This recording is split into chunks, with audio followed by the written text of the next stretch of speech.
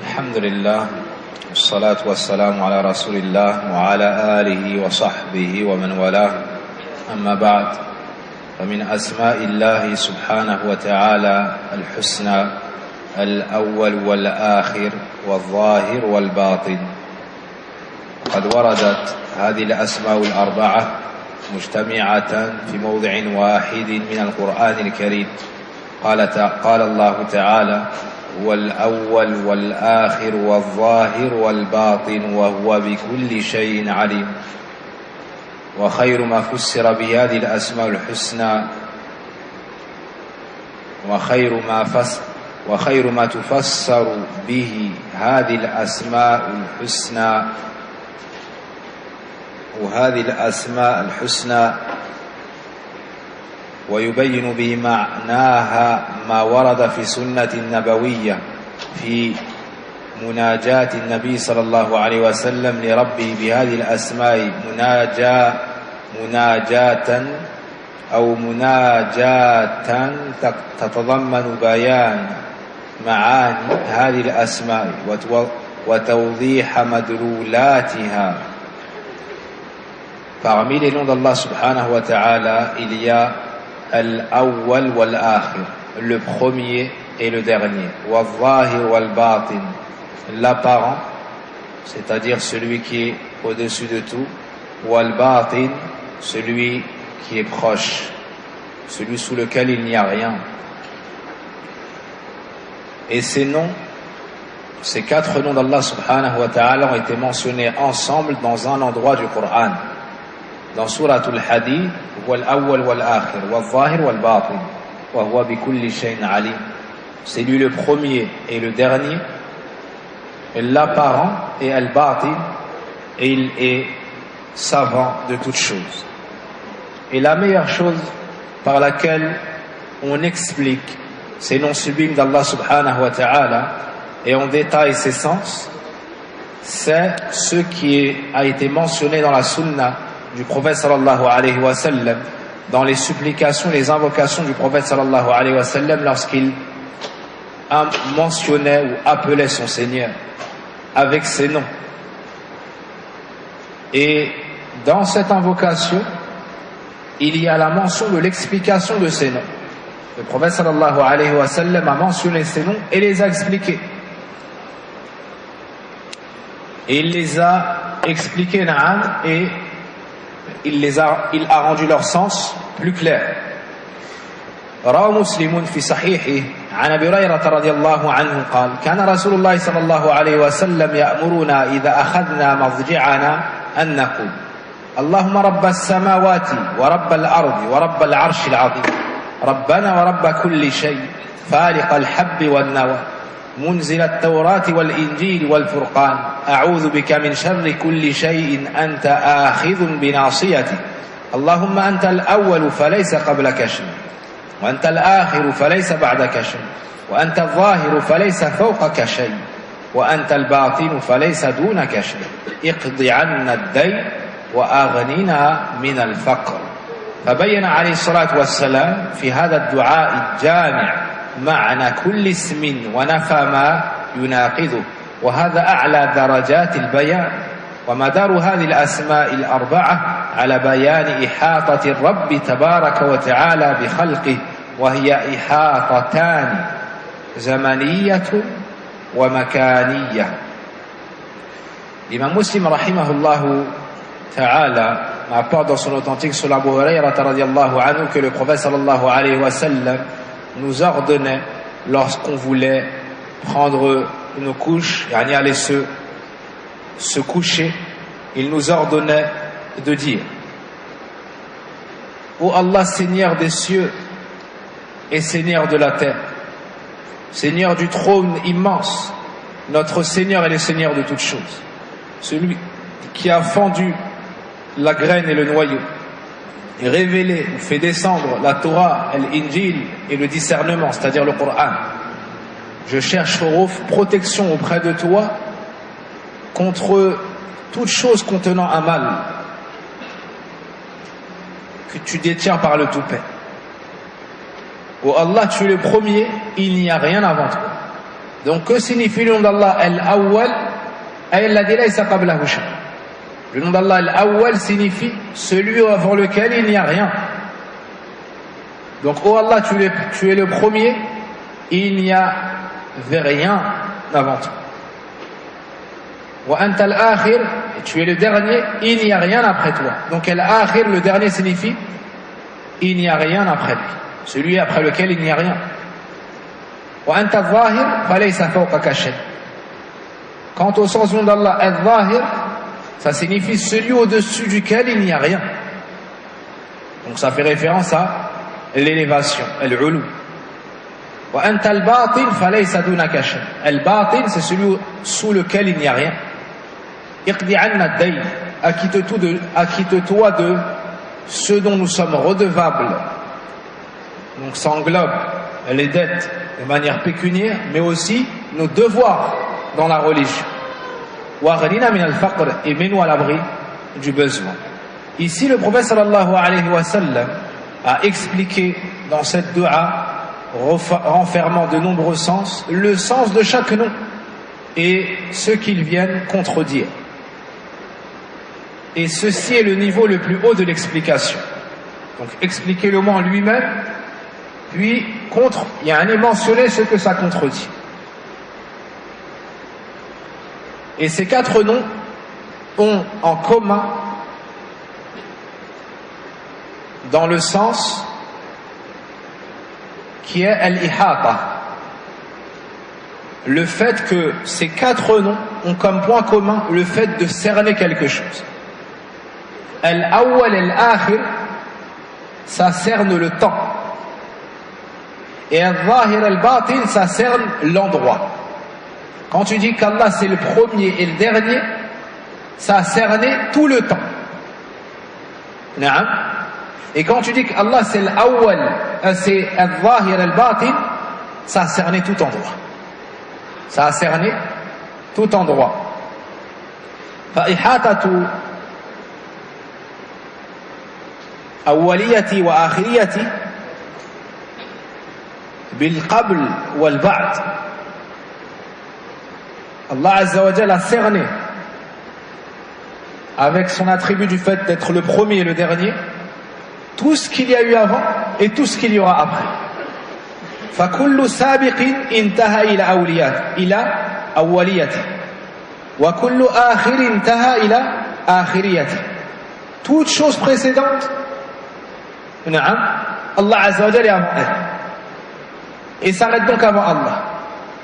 Et toute chose qui vient après, qui est après, elle est dans le futur, s'arrête à Allah Azza wa Jalla, parce qu'Allah est après elle.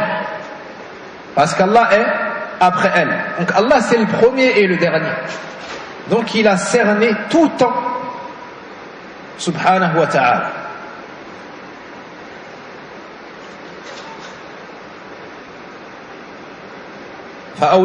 فأولية الله عز وجل سابقة على أولية كل شيء.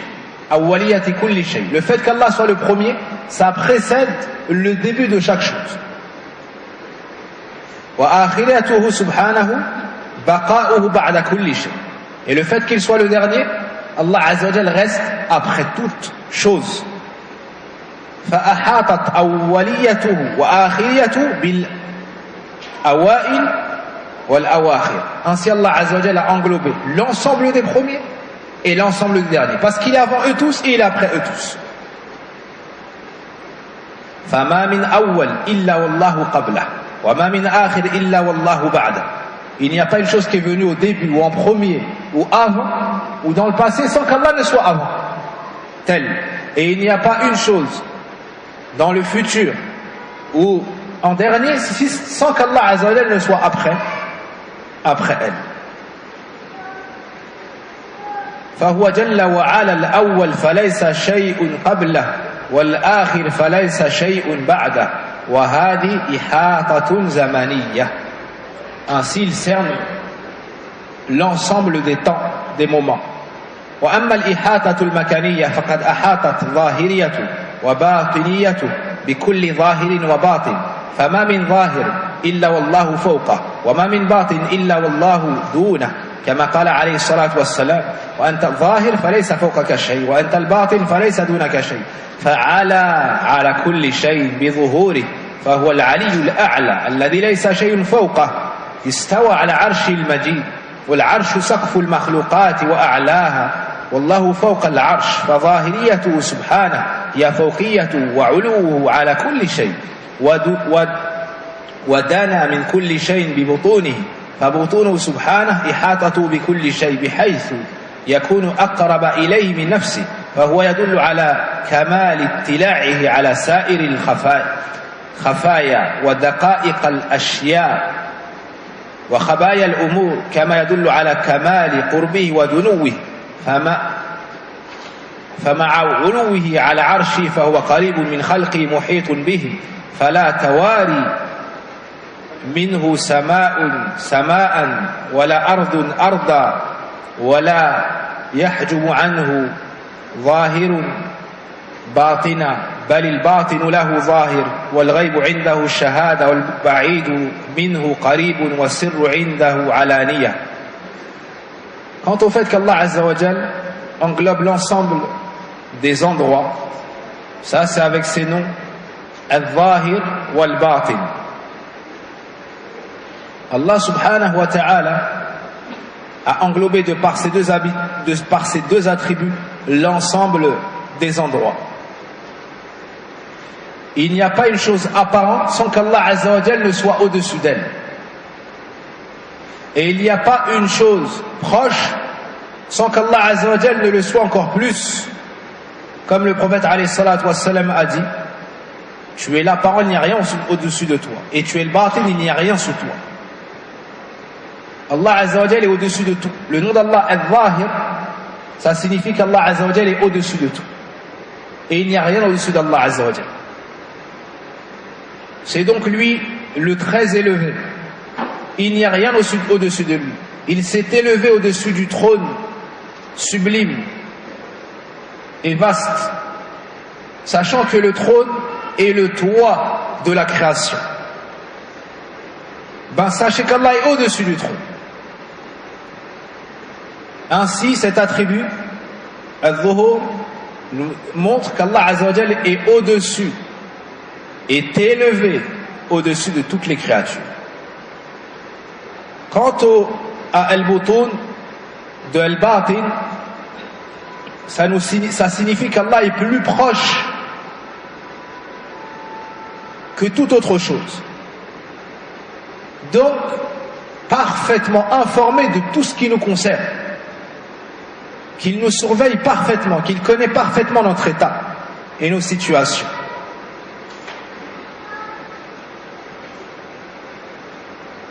Allah Azza wa Jal est plus proche de nous que toute autre chose. Il est plus proche de nous que toute autre chose. Et ça indique qu'il est parfaitement savant, il surveille parfaitement tout ce qu'on fait, que ce soit en secret ou en public. Les choses les plus subtiles, les choses les plus secrètes et cachées. Tout comme cela nous indique la perfection de son rapprochement et de sa proximité. Bien qu'il soit élevé au-dessus de son trône, il est proche et embrasse parfaitement l'ensemble de l'état de ses serviteurs. Il n'y a pas de contradiction entre ces deux choses-là. Le fait qu'Allah Azza wa Jal soit le plus haut et qu'il soit le plus proche de nous. Il est haut dans son élévation, bien qu'il soit proche, subhanahu wa ta'ala. Tout comme il est le premier et le dernier. Et on a mis le waouh entre les deux, comme pour rejeter toute contradiction que la raison pourrait s'imaginer entre le premier et le dernier, entre le plus haut et le plus proche. Donc ces noms-là, Al-Awwal et Al-Akhir, on les cite qu'ensemble. Et Al-Zahir et Al-Batin, on ne les cite qu'ensemble. Ils font partie de l'Asma al-Muzdawija qu'on ne mentionne qu'ensemble. Parce que la perfection n'apparaît que quand les deux sont ensemble. Donc on ne cite pas un sans l'autre. Et Allah Azza wa Jal a dit Al-Awwal wal-Akhir. والظاهر والباطن. Et la sagesse, c'est comme pour venir appuyer et affirmer ce que la raison aurait pu avoir du mal à assembler. C'est-à-dire qu'Allah soit le premier et en plus le dernier. Qu'il soit le plus élevé et en plus le plus proche. Mais Allah Azza wa Jal n'est pas semblable à ses créatures. Allah Azza wa Jal n'est pas semblable à ses créatures. Wa huwa ala kulli shay'in qadir. Et il est parfaitement capable de tout. Et on dit sur Allah ce qu'il a dit sur lui-même, subhanahu wa ta'ala.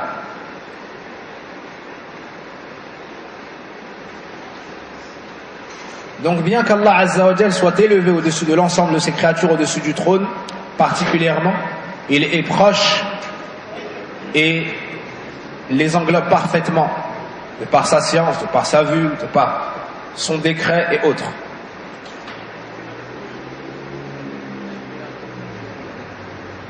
Donc rien ne peut lui faire défaut, ni un ciel sous un autre, ni une terre sous une autre. Et rien ne peut être caché. La chose qui est apparente, et la chose qui est cachée pour lui est apparente. La chose qui est dans l'invisible est pour lui apparente, ou bien la chose qui est cachée pour lui au grand jour, et pour lui comme au grand jour. La chose qui est éloignée pour lui comme la chose qui est proche. La chose qui est cachée pour lui comme celle qui est apparente.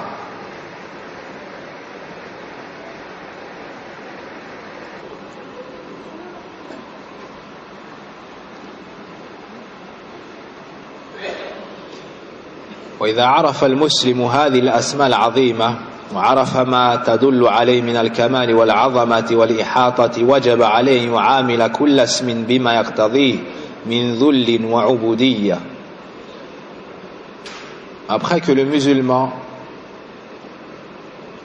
eut reçu cette science concernant ces noms immenses d'Allah subhanahu wa ta'ala et ce qu'ils indiquent comme sens incommensurable et ce qu'ils englobent, il lui incombe à ce musulman d'agir en fonction de cette connaissance, c'est-à-dire de s'humilier devant Allah subhanahu wa ta'ala et de développer ces formes d'adoration et de servitude. فمعرفة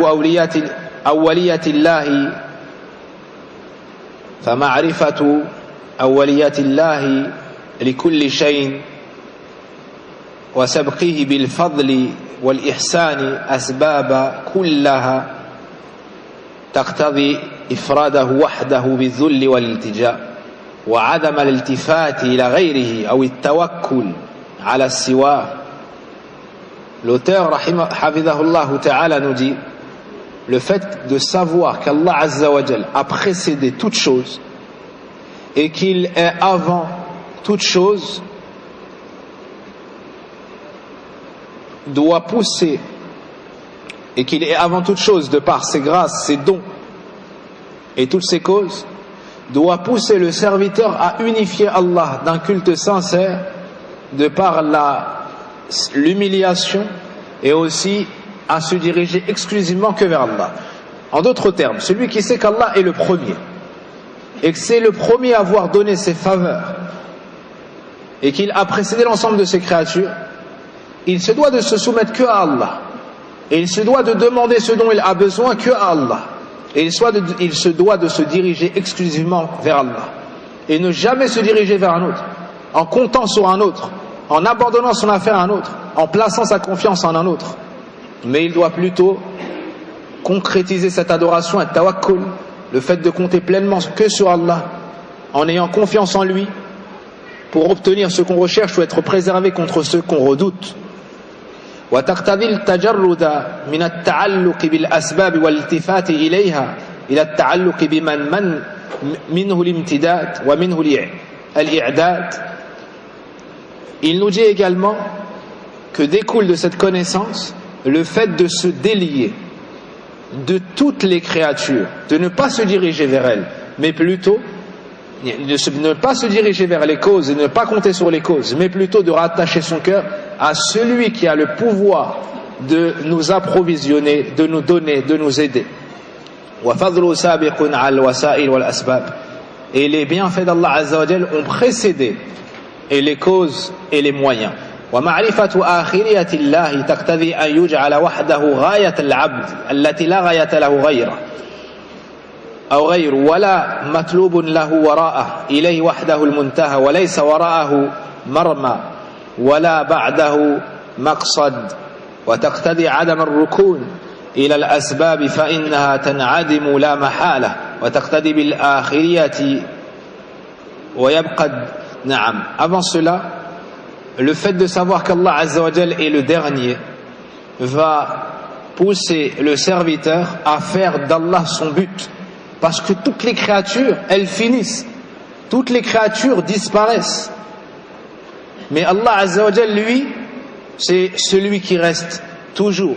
Ainsi, ça doit être notre but, le seul but de rechercher l'agrément d'Allah Azza wa Jal.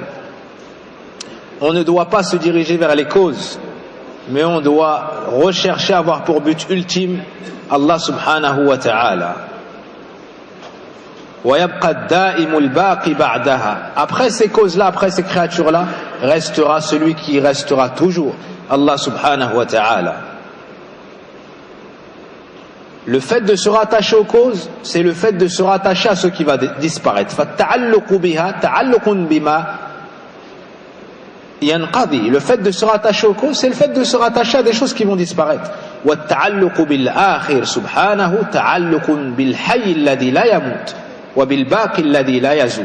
Quant à celui qui se raccroche à Allah, il se sera raccroché au dernier, celui qui ne disparaît jamais, le vivant qui ne meurt jamais, subhanahu wa ta'ala. Quant au fait de savoir qu'Allah c'est Zahir et qu'il est au-dessus de l'ensemble de ses créatures, qu'il gère toutes leurs affaires, ça va faire en sorte que ton cœur se dirige vers lui subhanahu wa ta'ala, que tu sois complètement humilié, avili devant lui tabaraka wa ta'ala. ذلك بأن الله هو الحق وأن ما يدعون من دونه الباطل وأن الله هو العلي الكبير. Ceci est car Allah est la vérité, ceux qu'ils invoquent en dehors de lui le faux, et Allah est le très haut et le très grand. Donc en sachant qu'Allah est au-dessus de tout, tu n'adores que lui seul sans associé.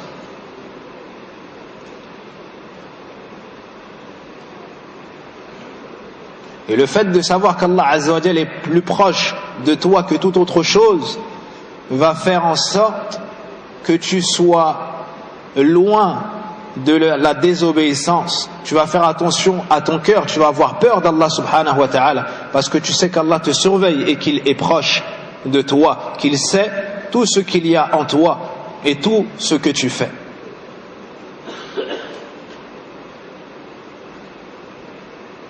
Celui qui a ces 4 noms et qui les comprend, il connaîtra Allah subhanahu wa ta'ala et il aura réuni la servitude.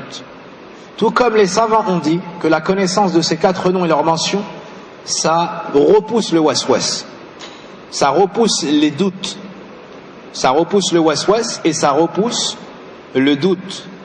وروى أبو داود في سننه بإسناد جيد عن أبي زميل سماك ابن الوليد قال سألت ابن عباس رضي الله عنهما فقلت ما شيء أجد في صدري قال ما هو قلت والله ما أتكلم به قال فقال لي شيء من الشك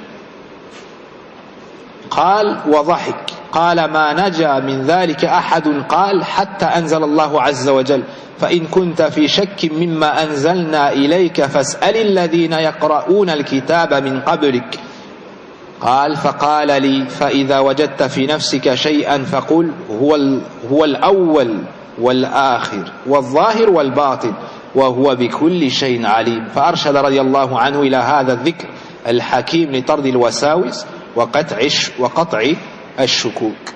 Donc une personne a demandé conseil à Abdullah ibn Abbas. Il avait du waswas. Abdullah ibn Abbas l'a orienté à mentionner ces 4 noms pour repousser les insufflations sataniques. والله أعلم وصلى اللهم وبارك على نبينا محمد وعلى آله وصحبه أجمعين.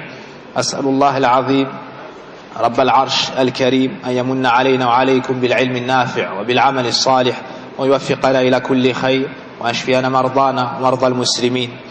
Un de nos enfants, Abdurrahman, ils lui ont décelé, ils lui ont diagnostiqué de l'épilepsie. فنسأل الله سبحانه وتعالى أن يمن عليه بالشفاء وأن يرحم والديه ويخفف عنهم هذا الكرب. On demande à Allah Azza wa Jalla de lui accorder la guérison et d'alléger ses parents devant cette grande épreuve. Walhamdulillah al-alim al-hakim.